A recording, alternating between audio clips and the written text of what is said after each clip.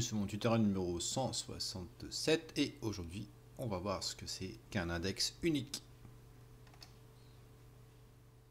L'index unique. Alors attention, lorsqu'on crée une contrainte unique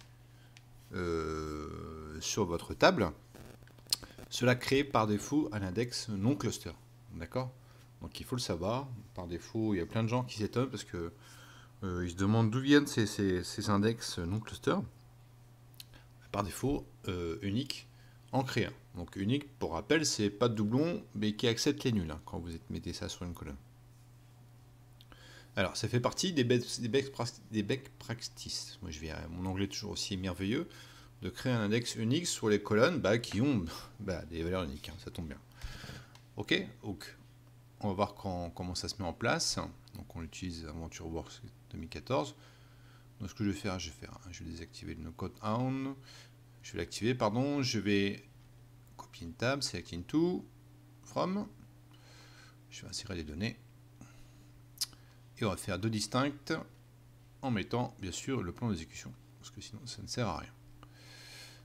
Alors, sur le premier, on part sur deux scans de table pour l'instant. D'accord? Il n'y a pas d'index. Tout à fait logique. Alors, on voit qu'en faisant un alter table, en ajoutant une contrainte unique avec unique, ici, on n'a pas par défaut le non cluster. On peut le rajouter ici si on veut. Hein. Ça, il n'y a aucun problème. Hein.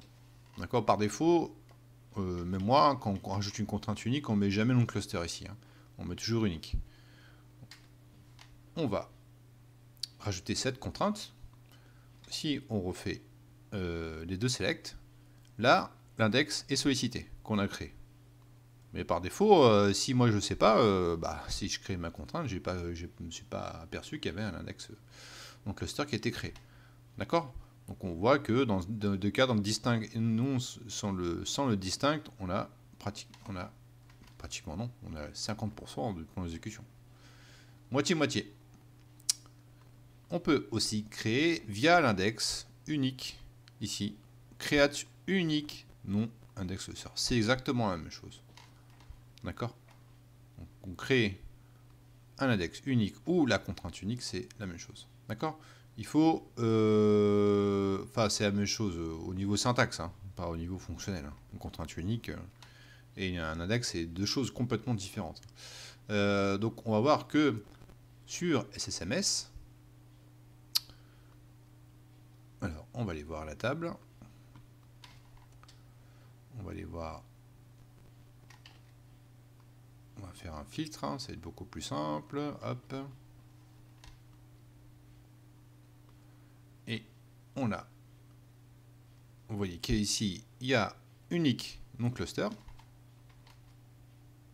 voyez ici, unique non cluster et l'index.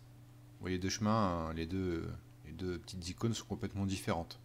D'accord. Ok, index et unique. Il faut le savoir.